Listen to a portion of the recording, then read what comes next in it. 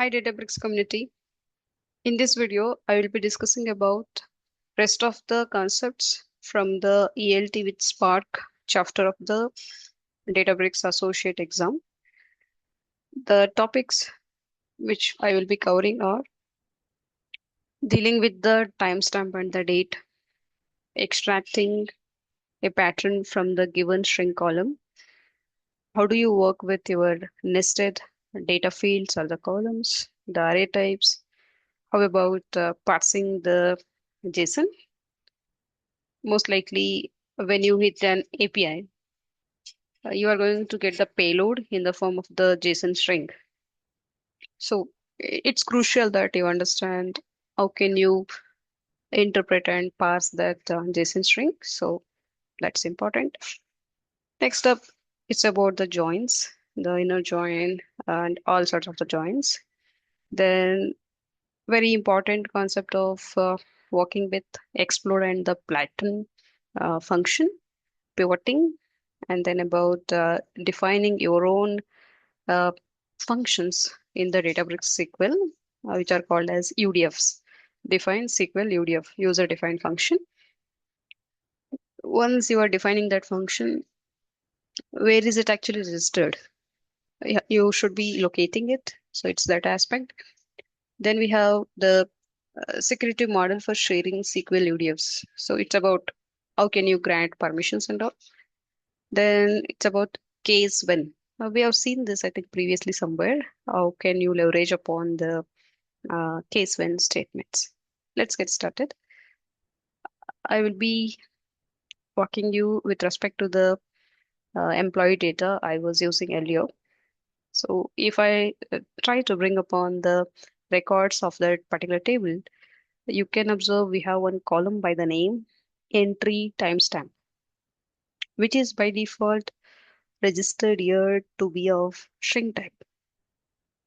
All you go about converting the timestamp, which is represented as string, to be timestamp type.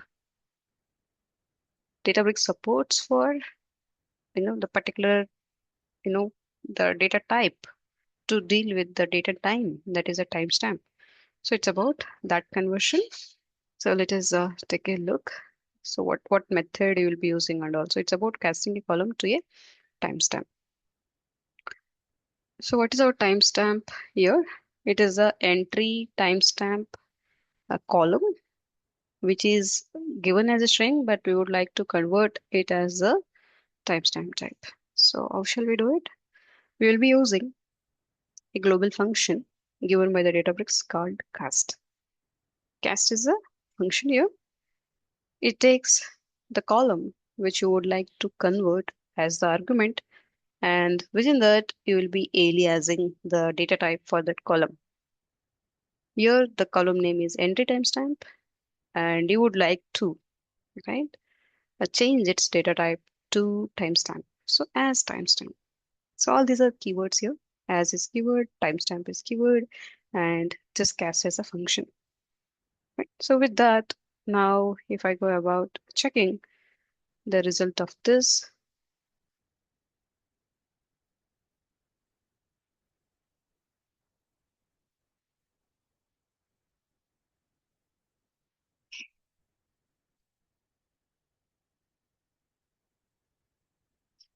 okay, you can forward the video over here.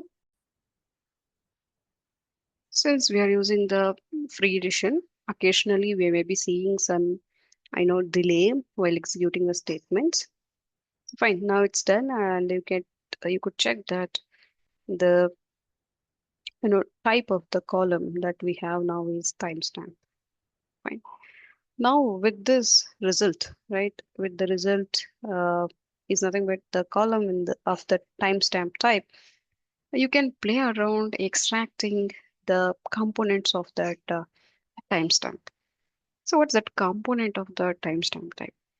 This timestamp data type represents both the date as well as the time part, as you could see over here, date part as well as the time part.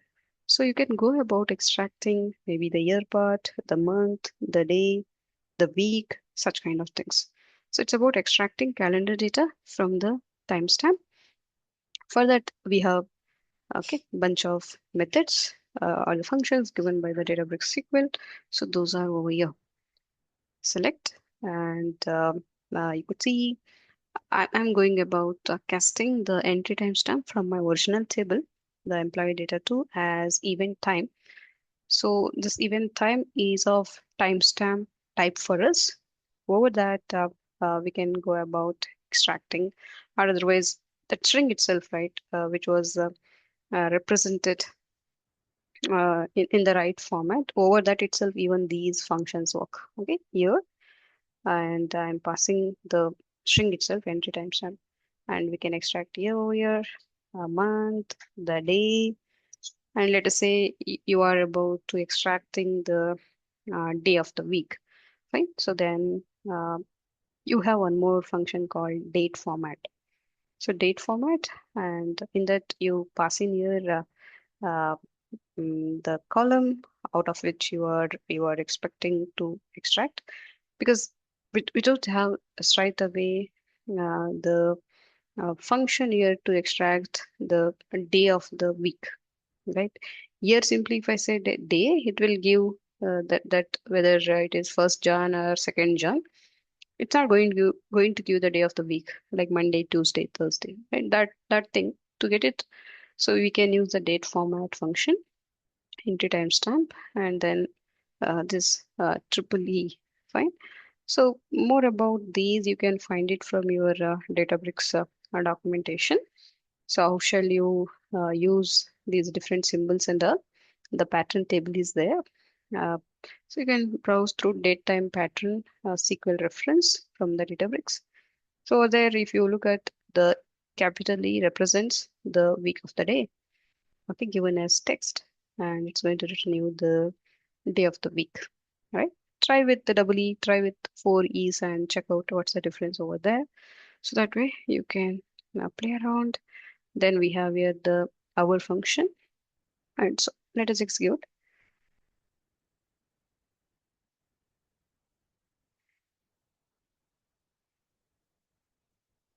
Okay, so nicely you could see that we are able to extract the components of the timestamp type, right? Sometimes it may happen that the string which is representing the date for you may not be exactly straight away convertible to timestamp type. Maybe we will consider that for our next video sometime, where we will take deep time. For associate level, at this moment, this is sufficient. Okay, it's about casting, right? It's about casting, and there is timestamp data type that is available to us, and we have decent number of the functions to extract components. Well and good. Okay, fine. Next, let us check about how can you extract specific pattern from an existing string column. Over here, let us consider the city column of our employee data. Let us check to extract the first word in a city. For example, if we consider New York, it has two words. In that, we should be able to extract the um, part of the city name that is new, right? So how shall we go about doing it? So let us check through this. I'm saying yes, select the city, and then I have the function by the name, regular expression extract, reg exp, regular expression underscore extract from the city column. Okay. Uh, when you say extract, and when you want to say extract the first word only, there should be some means of recognizing uh, part of that, right? So we should be splitting it first of all. Before you go about extracting, maybe right, you have to um, split it, and we are doing it by the space here, right? The space. So based on the space, right? So we would like to go for very first word that comes up, right? So delimiter, we say, right? This is a delimiter over here. Let us try to extract and check. So first I'm saying, okay. So it's like split, and in that we are putting the first one. For Oslo, it is Oslo itself, London, London itself, New York, you could see, we got new. and space is a delimiter over here. So it's like split that's happening, and out of it we are pairing the first one. Okay, fine. But unlike our split, this regular expression doesn't return you the list as such. Okay, fine.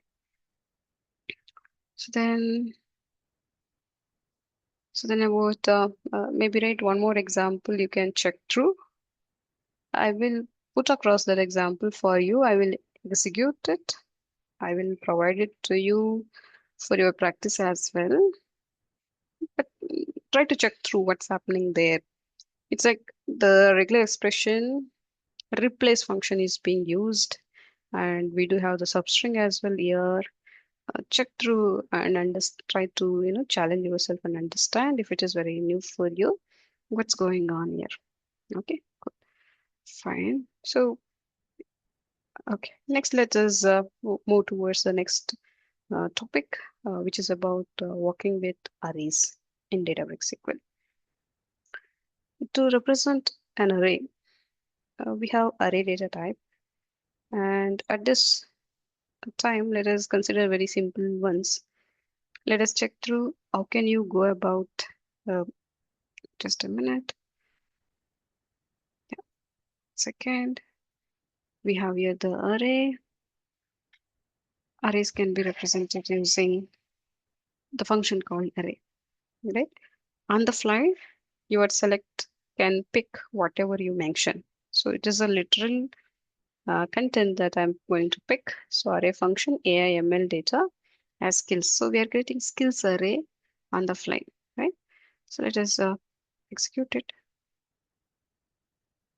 You can nicely observe over here. We got the skills array, right? If you point it over here, it is the array of strings, right? So this is the array representation. Likewise, you may have the nested arrays as well. So what are those for? Let us check here. So array inside array. So that's that kind of pattern we have it here, and let us execute.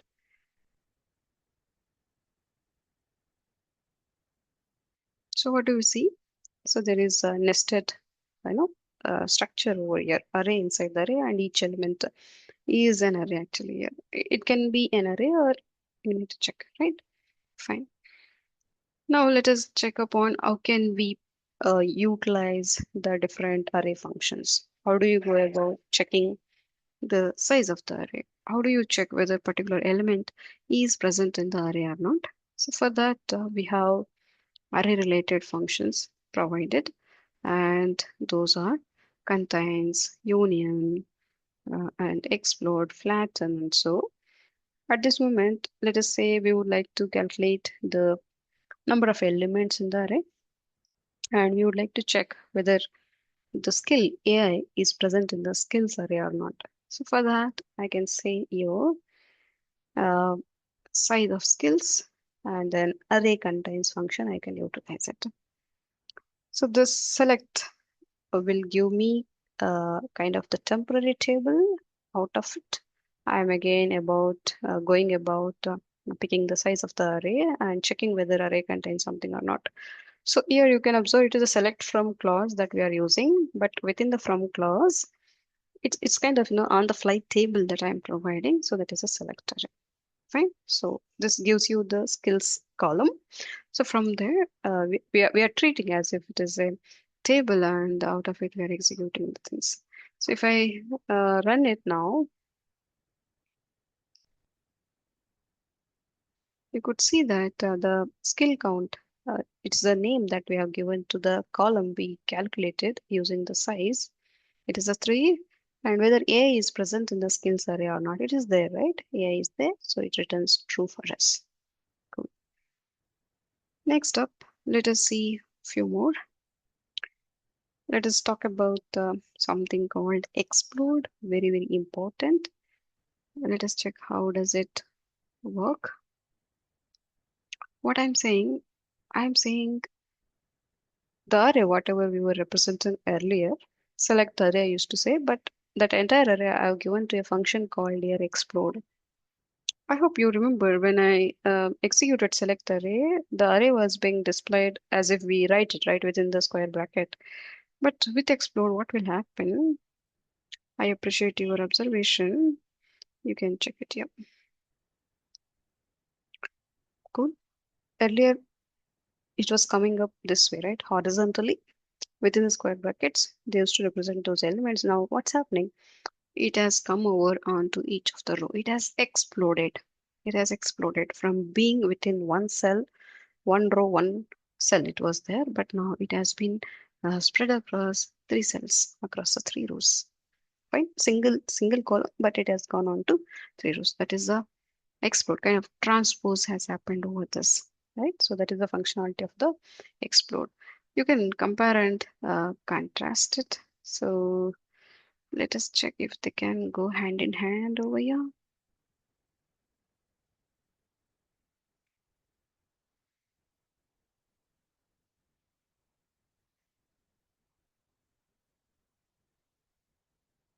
Yeah. So see, this was our original array, but then right, we applied explode on it so that each of the element in the array is getting its own row, right? So that is a explode.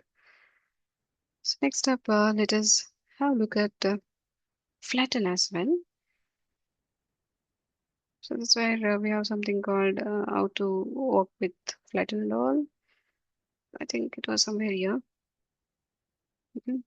Explode versus flatten. So let us check it. So here it is a nested array that I've taken and I'm calling flatten. Okay, I didn't give any alias and all. That should be fine. Let us execute it. So what happened? Earlier you checked that within the array, right? We had mm, nested structure, but now that is being broken. So same, you can do it here. You can try to okay, bring it along so that see if you don't give alias, this is the clumsy names that we have. So with aliases, those can be avoided.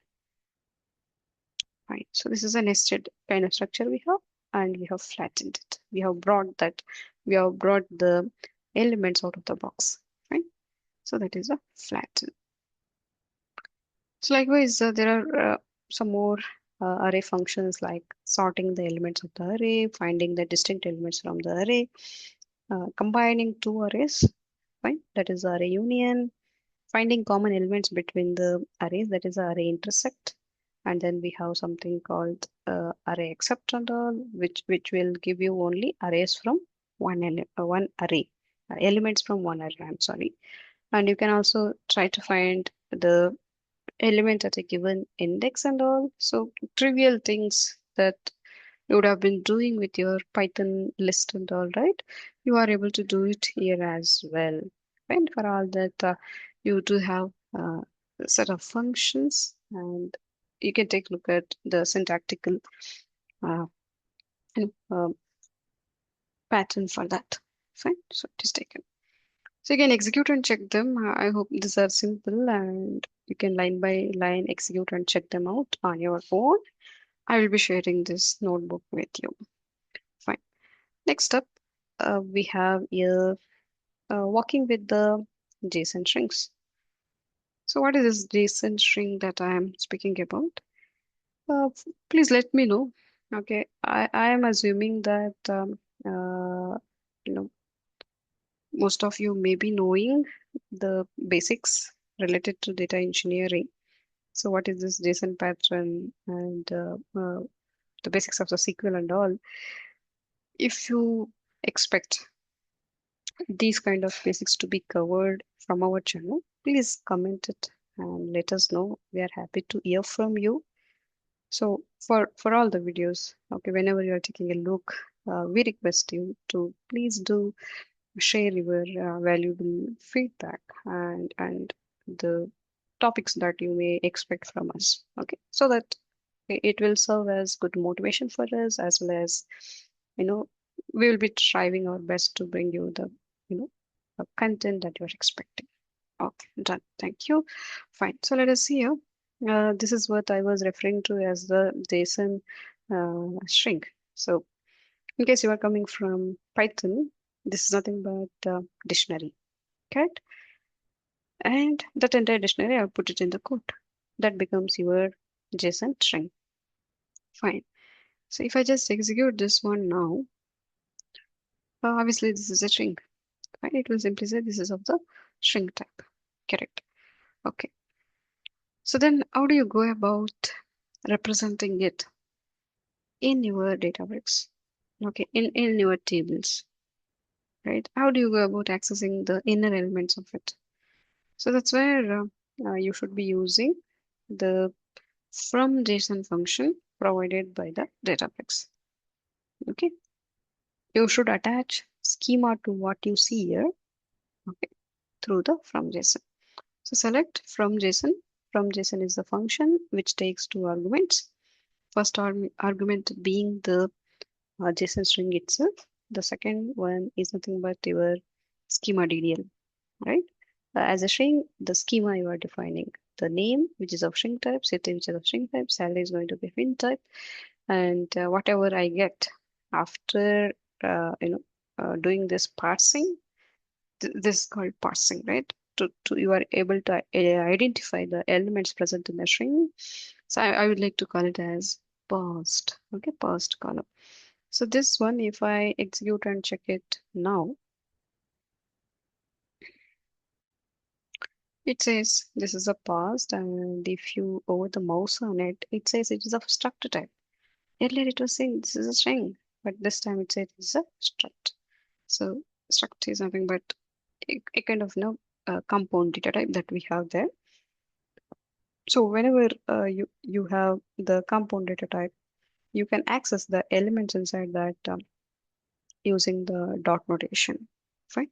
You can go about actually constructing your structs on the fly using the pattern of parentheses. So let me show you an example. I'm taking a small maybe deviation here. Be with me. Check it. This is the one. So, this one, let us put semicolon here. Select named struct. So this is the way you construct structs. Right? Within the parentheses, you are giving the key value, pairs key value. So this way you go about constructing your structs. So if I execute it now, see it says this is of struct type, which has two columns sitting in the zip. If I further extend, you can observe it. Right? City, that, zip. So this is kind of object, compound object that we have there. So now to access the elements within this struct, we will be following the dot notation, which is over here. So this is our source from where we are getting the struct. So I will be treating it as my table. So this column name is address. So address.city to fetch this value, address.zip to fetch this value. This is what we will be doing. So let us say go and run it.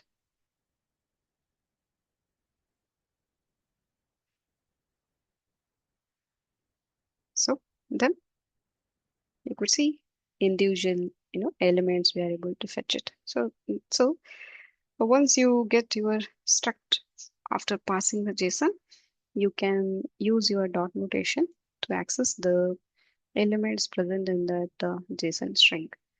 So let us extend it now, that basic knowledge to the JSON that we observed.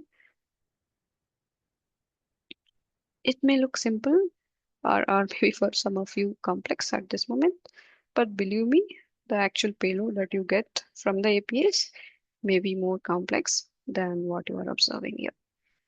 Okay, fine, let us check it. Okay, we are missing something, is it?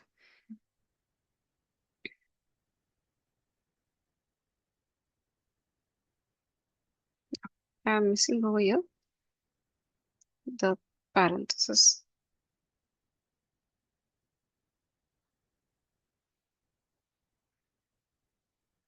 Right, so we extracted the individuals, just like with struct. So to give you a flavor of a bit of the complexity over here, let me show you one more JSON string, and I will leave it as small task for you to execute things on your own. Let me bring it up here. What happened? I went on to next cell actually. 1 minute. Where are we? So this array and all done. JSON is here, employee is here. Yeah. Just enter, I said. One more enter. Yeah. You could see. So this is a JSON string that we are receiving. Let it be. Let us say it's coming from the IoT device. Device ID is there. At what location it is present and what are its readings. Right? So bit complex, right? So you can see device ID is of string type, well and good. The location, it is of struct type. So struct. And within the struct, we have two fields, lat and land. So within the Angular bracket, you have to say lat, comma, lon, and their type. And this readings is an array. Okay, array of what? Struct type. Each element in the array is a struct. So array struct, and struct has type and the value. Fine. So you take this as small assignment and try to figure out how do you navigate and extract the latitude and longitude for this, as well as going ahead, maybe readings related. Fine. We do have the just opposite of this as well. So that is to JSON we have. So from JSON is converting our JSON string into structure type. Do we have the other way, right? So how can I convert the struct to the JSON payload, right? So let us check on it. Over here, that is done through what we call to JSON. So select to JSON. So it is our named struct that we have. Okay, two structs are there. Name struct, user Bob, details. Details again itself is a struct. Okay, city, Paris, department ID, and so let us execute it. So then you got your JSON payload, which is a string. So from JSON is converting your string to struct, and to JSON is converting your struct to string. Well, good, right? So with this, I could say, right, we are done with um, array related and the nested kind of data set. So one more simple example here with respect to the from JSON, select from JSON. It is the array we have, array string. It's not the curly brace struct side. It is array string that we have. Even this is fine. Okay, and let us execute and check. So it is converting this as an array. Array string gets converted as array. The struct string gets converted as struct. Okay, this is the takeaway from here. Okay, so next up, we are supposed to cover upon the joins. Flatten, explode is done, pivoting, UDFs, and case, I think case when it's already covered. Let us maybe take a brief look at it again.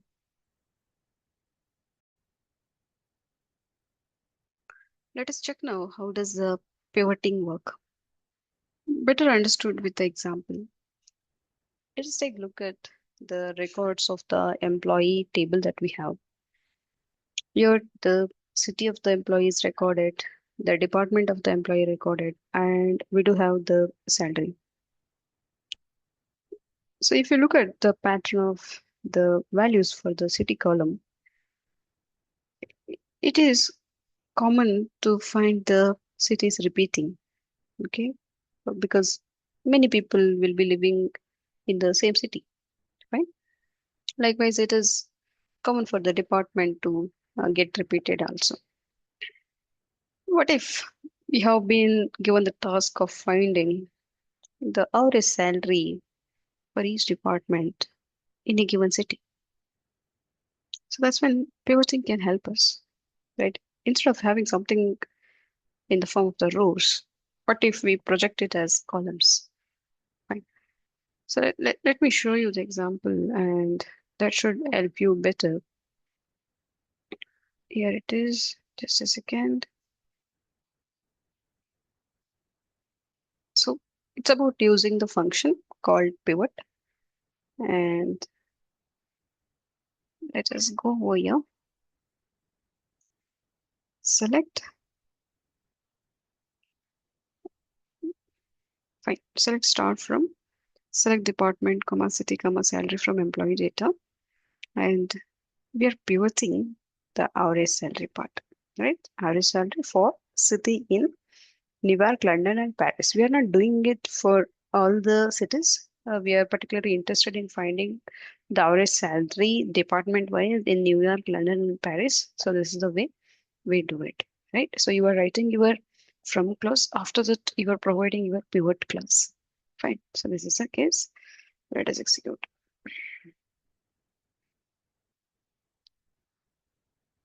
Fine. So for each of the department in a New York, in our table we don't have anyone from the HR department living in New York, so null. From London, so no one. From Paris, no one. So that's gone. And sales department, we do have the people living in New York, so it is 60,000, and other places it's null, right? So this way of projection is important for our data analysis and all. Uh, it could be like we would like to project our sales for a for the quarter, for the month, and so on, right? So this kind of things will be helpful for us. So that is a pivoting. And next, what we have is defining your own functions in Databricks SQL. So how do you go about doing them? It's about simple definition, create or replace function, keyword, clause, create or replace function, name of the function. So what kind of argument it will be taking, and followed by that, returns. So what data type this function will be written in. So that is a returns class. Returns string, returns int, returns float, and so followed by that your logic, right? You write your logic, and in this case, I am writing a function that can convert the names, right, to uppercase. This functionality already there, but here intent is to make you understand how to write your own functions. So that's why I've taken it, and that should serve the purpose. Let us leave it. Fine. It will get defined. Once it gets defined, is it registered somewhere? Can I locate it? Yes, of course. Over here, you can go to your catalog, and where are we working? By default, the catalog for us is workspace. In case you need, you can rename it from the settings. And then the default is a database, and in that we have the functions, and name of the function is to uppercase. Fine. To further dig on this, you can go to actually catalog, and here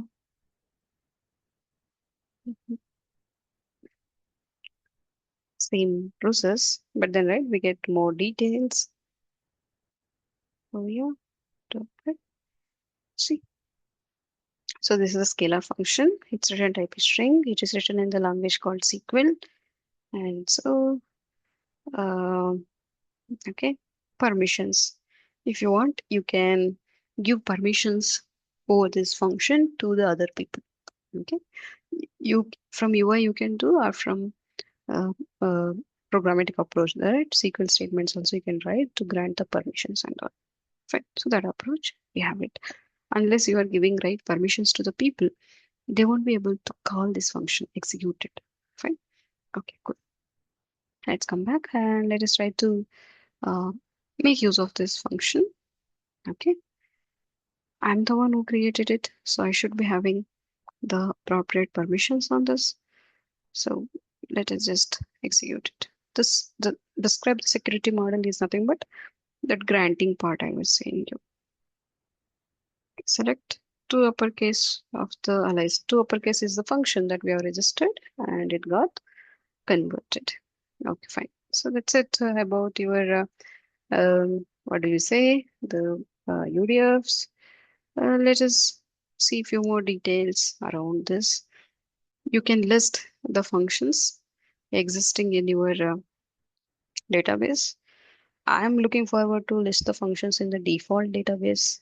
Here you do find that the built-in functions also get displayed. There are plenty of them, but uh, most likely we don't be working with the uh, default one, and you should get a limited result. But then, right at this moment, we made it part of the default. That's why it's showing the built-in functions as well. Okay, fine. Well, let us try to define the function against our employee data. We would like to mask the name of the employee. For example, let us say. So that's where I'm saying create or replace a function called mask name.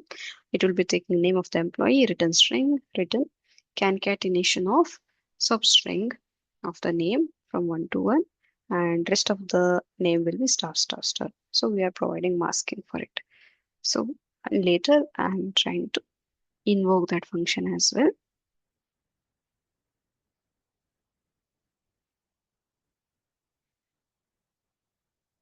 You could say, except for the first letter, everything is masked for us. Fine. So that way you can write your SQL functions. So let us see the last one, the case when. It's easy. So let us say we would like to maybe give short names for the cities where the people are living. Yeah. Select ID and city of the employee. Case when city in New York or Boston. It is supposed to give the country, right? It is a US. If the city is London in UK. So city to country mapping we are doing using the case when logic. Fine. So the very last topic pending for us, that is the joins. Join concept I have explained in one of my Spark YouTube video. You can take look at it for details, but I will be covering over here in brief because I have used there the PySpark, the Python language, but here we will do it through the SQL. Okay, okay. I think I already have it in place. So it's a employee data that we have, and I do have the department table as well. So we would like to perform join operation between the employee and the department based on the department name. Department name. So you can implement here the inner join, left join, right join, full outer join, the semi joins, anti joins. If these are totally new for you, please take a look at the I could say um, the video that I mentioned from my playlist. I will be providing it in the description as well. Take a look. I have given with examples. So what's the meaning of each of the type over there and all. For your reference, I will leave these statements in the description over my GitHub link, and you can take it from there and practice across this. Okay, so with these, I will be concluding upon the chapter 2 for your associate exam. And later upon, we can work with incremental data loading and all that. It's not like this content is not yet covered over my YouTube channel. I have covered it as part of the big data for beginners, Databricks 101 series. You can take a look at that as well. And in case, right, the sequel videos are coming up late, you can take a look at them, and they're also quite good. Maybe right, the depth is not there, and that depth part I would like to bring in this series for the associate level. Thank you so much. Please do like, share, and comment. Let us know from you what you would like to maybe hear from us, or learn from us. And I'm happy to accordingly plan the series of the video clips for you. Thank you. Stay tuned.